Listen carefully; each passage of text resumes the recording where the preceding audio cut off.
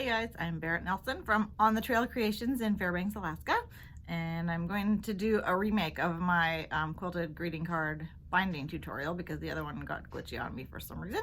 So I'm doing it again. I'm going to be using my Moon Shadows greeting card pattern for the example, but it works on any of our card designs, the same method for putting the binding on and also for gluing it onto the cardstock.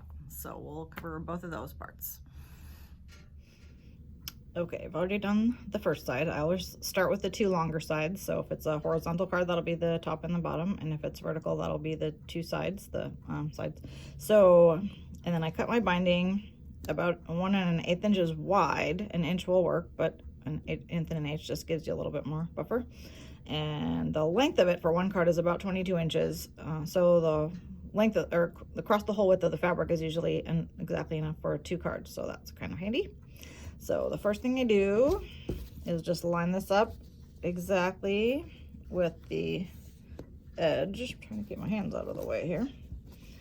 With the edge of the card. It's okay if it sticks off a little bit on the end, although you don't have a ton of extra fabric either, so if you use the whole width of the fabric.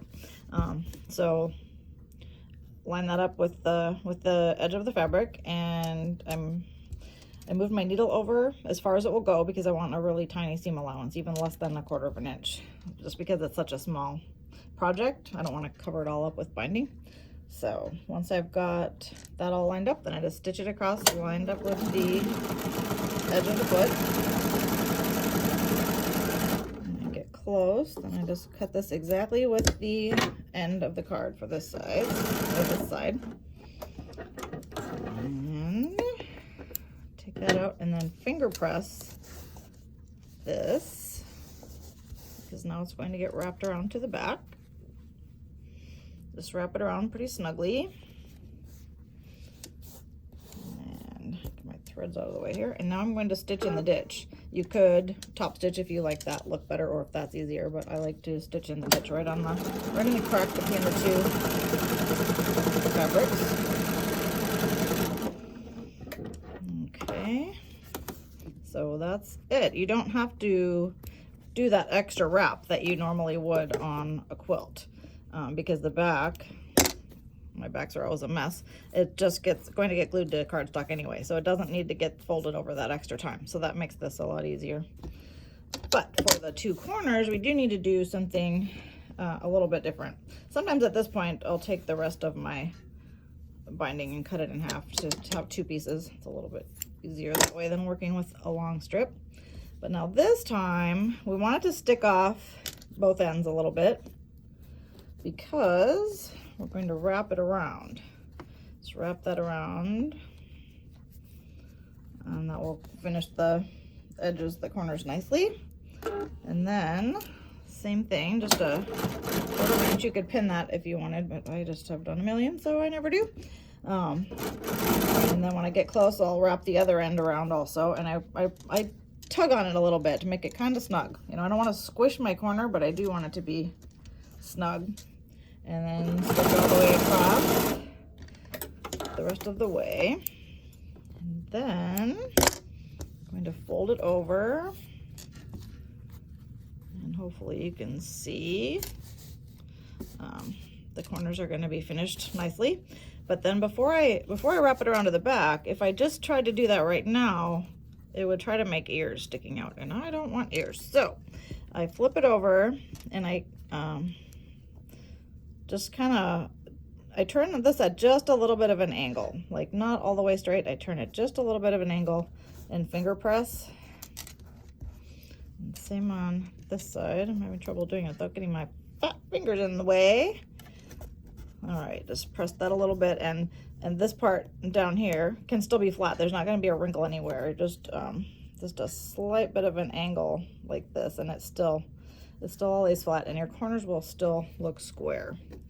And then wrap it around to the back.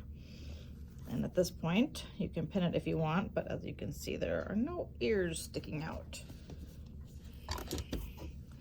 And this time, I'm going to back stitch a little bit at both ends, because it's not going to get stitched again.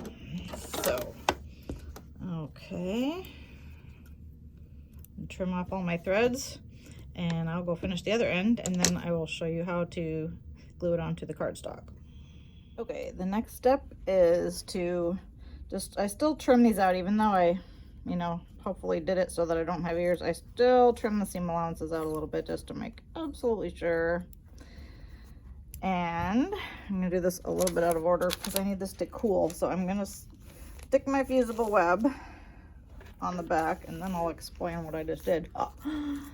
Okay, so I cut my card down to size using a template. I have some acrylic templates that I made. I'm hoping to figure out a way to get more of those made so I can have them on the website if you guys want them. But in the meantime, you can always make your own out of regular template plastic. You just can't see through them as well, but it still works.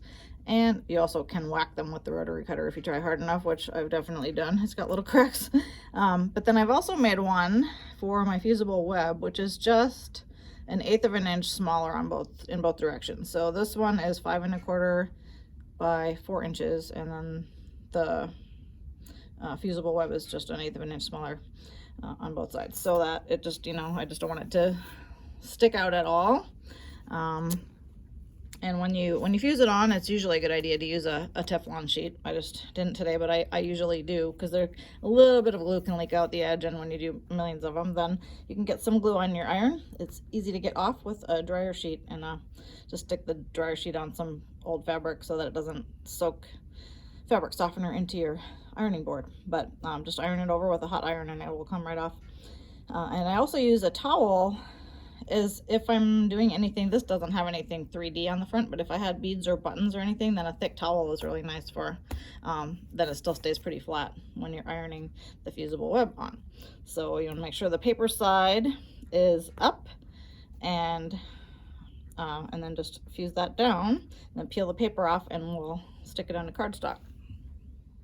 I purposely designed these so that they would fit on a half sheet, so 5 1/2 by 8 1/2 when it's unfolded, and then quarter sheet when it's folded. So I just fold that in half and peel the paper backing off. Comes off a lot easier if it's cool. And then I just make sure I've got it going the right direction, and line that up. Usually, sometimes it's a little bit tacky and it will kind of stick, or you can even use a glue stick. That really helps, because now I need to flip it over and it can try to wiggle. And I'm going to open up just one side of the paper and make sure you're using a dry iron. And you can use the Teflon sheet again, but it's not as fussy here because there's no glue. You just don't want to get anything from your iron onto your cardstock here. So just a few seconds and you're all done. So I hope you'll check out some other videos that we have, and hopefully this one will remain unglitchy so you guys can learn how to do it. Thanks for watching.